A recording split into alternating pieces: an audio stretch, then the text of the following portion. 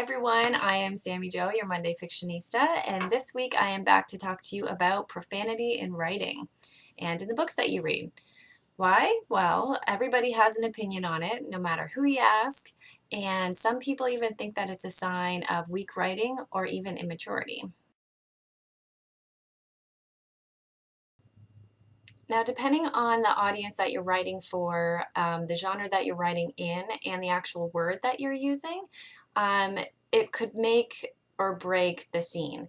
So if you want to use something that's a little bit lower grade, like damn or darn, that might make sense for something that is more of a younger character or is just natural to the character in general. So for words that are higher risk or considered more risque, those would probably not work well in a YA setting or a youth adult type of book, depending on how it's used. And there are fictionistas who write in YA, so they will probably get into more of that when they have theirs this week. But for myself, I'm in adult writing, so I don't have to worry so much about those rules. However, I do have to understand that what I write affects people who are reading it. Also for me, writing with profanity is more so about honesty. I am kind of a sewer mouth in real life, so for me to put that into my characters, it happens organically as well. Though I do have to ask myself, is this person like that? Would they do that naturally? If so, fine, then I'll put it in.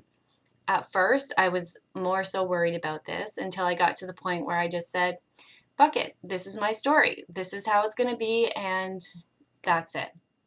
If you're questioning whether or not to use profanity in your work, then it's probably time to sit down with your story and your characters a little bit and try and give it some more time to figure that out. And hopefully near the end of it, you get to something that's a little bit more cerebral than, figuring out that you can write boobies on your calculator. Unless you're a 12-year-old kid and that's the highlight of your day. Then there's the argument on whether or not anybody else has the right to edit this out of your work. That could be a publisher or an editor.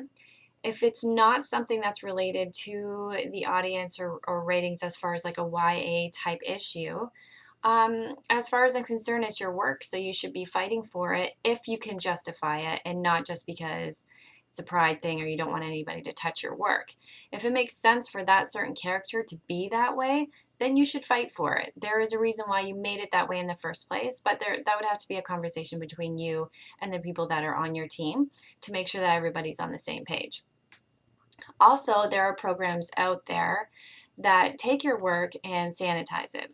I'm not sure if everybody has heard of it, but CleanReader is one such program where it would take your books in ebook format and scrub out all of the profanity inside of it and puts into something else.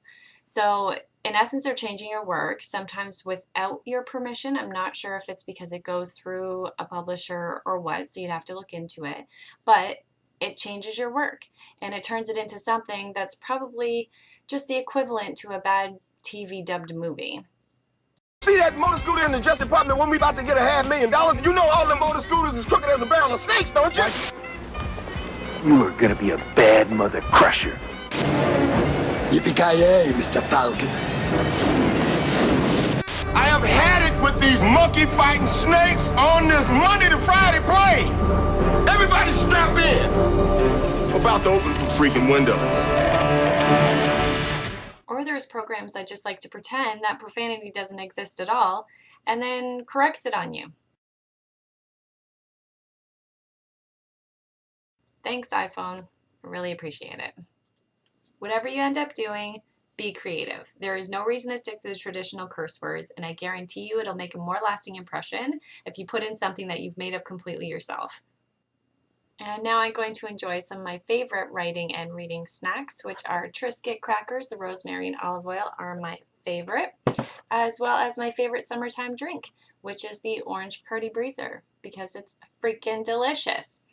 All right, you guys are all tits gold for stopping by. Make sure that you're sharing and tweeting and all that fun stuff and taking a look at the Fictionistas for the rest of the week.